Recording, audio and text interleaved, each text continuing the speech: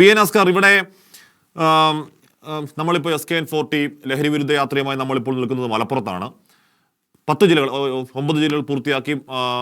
മലപ്പുറം 10ാമത്തെ ജില്ലയാണ്. വെള്ളാപ്പള്ളി നടേശൻ പറയുന്നത് പോലെ ഇവിടെ ഏതാണ്ട് അഭിപ്രായ സ്വാതന്ത്ര്യമൊന്നും ഇല്ലാത്ത ഏതോ പ്രത്യേക ആൾക്കാരുടെ പ്രത്യേക രാജ്യമൊന്നുമല്ല. നമുക്ക് നേരത്തെ അറിയാവുന്നതാണ്. നമ്മൾ നേരിട്ട് ഈ ദിവസങ്ങളിൽ അങ്ങനെയല്ല എന്ന് പിന്നെയും ബോധ്യപ്പെടുന്നുണ്ട്. നല്ല മനുഷ്യരുടെ, നല്ല മതേതരമായി അങ്ങോട്ടും ഇങ്ങോട്ടും കൊടുക്കൽ വാങ്ങലുകളിൽ ജീവിക്കുന്ന, അസാധ്യമായ സാംസ്കാരിക പൈതൃകമുള്ള, നല്ല മനുഷ്യത്വമുള്ള മനുഷ്യരുടെ ഒരു കണ്ണായ മണ്ണാണ്. പോട്ടെ, നമ്മുടെ വിഷയം അതല്ല. ശ്രീ ഹസ്കർ, നമ്മൾ സഞ്ചരിച്ച 10 ജില്ലകളിലും നമ്മൾക്ക് ബോധ്യമാവുന്ന ഒരു കാര്യമുണ്ട് കേട്ടോ. ആ ബോധ്യമാവുന്ന കാര്യം, നമ്മുടെ നാട്ടിൻ്റെ ഓരോ ഇഞ്ചും ഓരോ പഞ്ചായത്തും ഈ പറയുന്ന മാരക രാസലഹരിയിൽ നിന്ന് മുക്തമല്ല എന്നുള്ള കാര്യമാണ്. നമ്മുടെ വിഷയം പിന്നെയും അതല്ല. പക്ഷേ ഇതുമായൊക്കെ കണക്ഷൻ നമ്മൾ ഈ ദിവസങ്ങളൊക്കെ നമ്മൾ കാണുന്നുള്ളൂ. ഇയാൾ ലഹരി ഉപയോഗിച്ചിട്ടുണ്ടോ എന്ന കാര്യം പിന്നീട് തെളിയട്ടെ. പക്ഷേ ഈ പറഞ്ഞ അങ്ങേയറ്റം ബ്രൂട്ടലായ കൊലപാതകങ്ങൾ, കഴുത്തറത്തും കൈവെട്ടിയും കാലുവെട്ടിയും ഒക്കെ കൊല്ലുന്ന അങ്ങേയറ്റം ബ്രൂട്ടലായ കൊലപാതകങ്ങൾക്കൊടുവിൽ കുറ്റബോധമില്ലാത്ത മുഖങ്ങൾ നമ്മൾ ആദ്യമായി കാണുന്നതല്ല.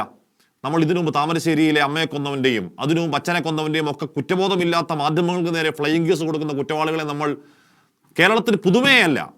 അതിൻ്റെ ഏറ്റവും ഒടുവിൽ ഒരു ജോജോ കൂടി വന്നു നിൽക്കുമ്പോൾ ഇപ്പം നേരിട്ട് ഒരു കുഞ്ഞിനെ ഉപദ്രവിക്കാൻ ഒരുത്ത് ഇറങ്ങി പുറപ്പെട്ടാൽ പോലീസിന് എന്ത് ചെയ്യാൻ കഴിയും എന്ന ചോദ്യം അവിടെ പ്രസക്തമായി നിൽക്കുമ്പോഴും ഭരണകൂടത്തിന് ഉത്തരവാദിത്തമുണ്ട്. Shri B N Askar.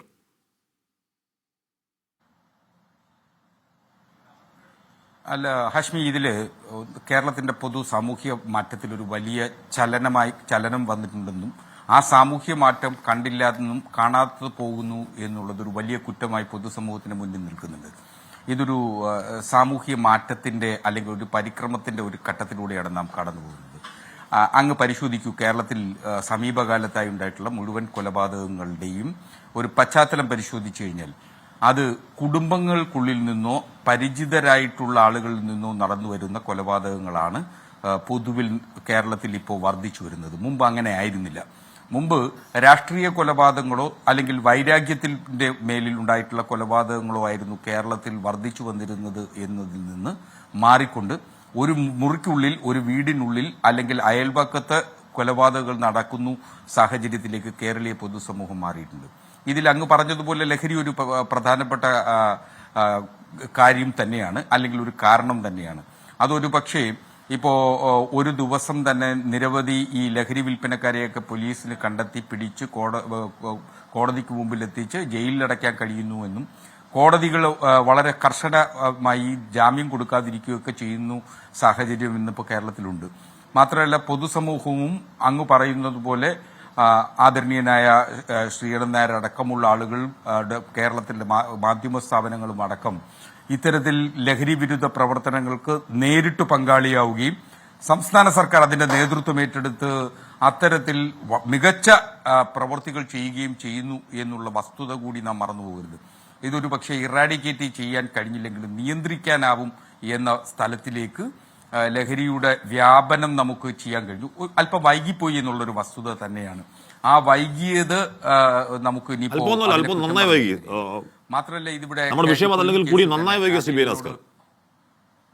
അല്ല നിശ്ചയമായും നമ്മുടെ വിഷയം അതല്ലെങ്കിൽ കൂടിയും നന്നായി വൈകി.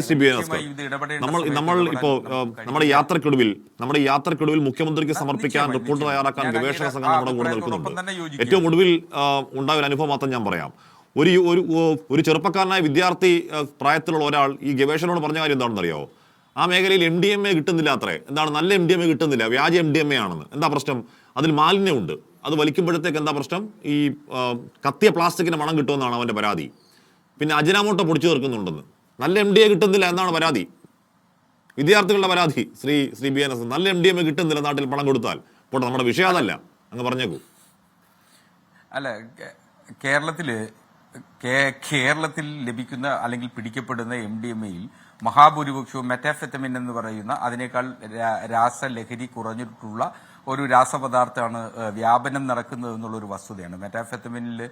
മെറ്റാഫെറ്റമിനിൽ പോലും മലിനീകരണം നടത്തിക്കൊണ്ട് അല്ലെങ്കിൽ അത്തരത്തിൽ ആളുകൾക്ക് വിൽപ്പന നടത്തുന്ന കച്ചവടക്കാരുടെ എണ്ണമാണ് നാട്ടിലുള്ളത്. അപ്പോൾ സ്വാഭാവികമായിട്ട് ഈ കുട്ടി പറഞ്ഞത് അങ്ങനെ നമുക്കങ്ങനെ മുഖവിലക്കെടുക്കാതിരിക്കേണ്ട കാര്യമില്ല. അപ്പോൾ അത്തരത്തിൽ നമ്മുടെ സമൂഹത്തിന്റെ ഒരു മാറ്റം സംഭവിച്ചിട്ടുണ്ട് അശ്മി. അതൊരു ഈ കൊലപാതകത്തെ സംബന്ധിച്ച് ഇപ്പോൾ തന്നെ നമുക്കറിയാം ജോജോ ചെയ്തിട്ടുള്ളത് വല്ലാതെ വേദനിക്കുകയും ഹൃദയം നടുങ്ങുന്നതുമായിട്ടുള്ള ഒരു വസ്തുതയാണ് നമ്മുടെ മുന്നിൽ ഇപ്പോൾ അനാവരണം ചെയ്യപ്പെട്ടിട്ടുള്ളത്. ഒരുപക്ഷെ ഇപ്പോൾ തന്നെ അതിന്റെ പോസ്റ്റ്മോർട്ടം ഫൈൻഡിങ്സ് ഒക്കെ ഇപ്പോൾ പുറത്തു വരുമ്പോൾ ആ പോസ്റ്റ്മോർട്ടം ഫൈൻഡിങ്സിൽ കുട്ടിയുടെ ദേഹത്ത് മുറിവുകളില്ലെന്നും സ്വാഭാവികമായും മലിനജലം ഉള്ളിൽ ചെന്നിട്ട് ശ്വാസകോശത്തിൽ ചെന്നിട്ടാണ് മരണകാരണം എന്ന അർത്ഥത്തിലുമൊക്കെ വരുന്നുണ്ട്. നമുക്കറിയാം ആലുവ കേസ് വളരെ സുദീർഘമായി ഈ സംസ്ഥാന സർക്കാർ നടത്തിയിട്ടുള്ള ഒരു കേസായിരുന്നു. സ്പെഷ്യൽ പ്രോസിക്യൂട്ടർ നിയമിച്ചു. വളരെ പ്രഗത്ഭനായിട്ടുള്ള ശ്രീ അഡ്വക്കേറ്റ് ജി മോഹൻരാജ് ആയിരുന്നു ആ കേസിലെ സ്പെഷ്യൽ പ്രോസിക്യൂട്ടർ. അദ്ദേഹത്തെ നിയമിക്കുകയും സർക്കാർ വളരെ കാര്യക്ഷമമായി ആ കേസിന്റെ അന്വേഷണം നടത്തുകയും സമയബന്ധിതമായി കുറ്റപത്രം കോടതി കൊടുക്കാൻ കഴിയുകയും ചെയ്തൊരു കേസാണ്. ആ കേസിൽ ആ പ്രതിക്ക് ശിക്ഷ വാങ്ങിക്കൊടുക്കുന്നതിന് സംസ്ഥാന സർക്കാരിനും പോലീസിനും കഴിഞ്ഞു. അതുപോലെ തന്നെ ജോജോയുടെ കേസിൽ ശിക്ഷ വാങ്ങിക്കൊടുത്ത് പരമാവധി ശിക്ഷ ലഭിക്കുന്ന തരത്തിൽ ശിക്ഷ വാങ്ങിക്കൊടുക്കുകയും സമയബന്ധിതമായി അന്വേഷിക്കുകയും ചെയ്യും എന്നു തന്നെയാണ് ഞാൻ കരുതുന്നത്. കാരണം ഒരു ഡിറ്ററന്റ് തിയറി മാത്രമല്ല ഇക്കാര്യത്തിൽ വേണ്ടത്. ആ ഡിറ്ററന്റ് തിയറിക്ക് അപ്പുറം നിന്നുകൊണ്ട് നമുക്ക് നിയമത്തിന്റെ ഭാഗത്ത് നിന്നുകൊണ്ട് ചിന്തിക്കുകയും അന്വേഷണം അത്തരത്തിൽ ത്വരിതഗതിയിലാക്കുകയും ചെയ്യുക എന്നുള്ളതാണ് നിലവിൽ നമുക്കിപ്പോൾ ചെയ്യാൻ കഴിയുന്നത്. ഇതെങ്ങനെ നിയന്ത്രിക്കാൻ കഴിയും എന്നുള്ളതാണ്. ഇത് അടിസ്ഥാനപരമായി നിയന്ത്രിക്കുക എന്ന് പറയുന്നത് കുടുംബഘടനകളിൽ വന്നിട്ടുള്ള വ്യാപകമായിട്ടുള്ള മാറ്റം കഴിഞ്ഞ 15 കൊല്ലങ്ങൾക്കിടയിൽ സമൂഹത്തിലുണ്ടായിട്ടുണ്ട്.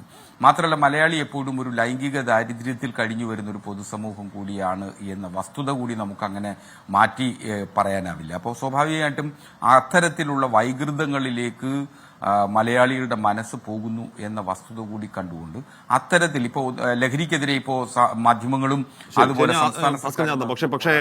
പക്ഷേ എന്താണ് ജീവിതത്തിൽ 6 വയസ്സുള്ള കുഞ്ഞാണ്. ആലോചിച്ച് നോക്കുക അസ്കർ, ഓർക്കാൻ പറ്റുമോ നമുക്ക്? 6 വയസ്സുള്ള കുഞ്ഞാണ്. അവന്റെ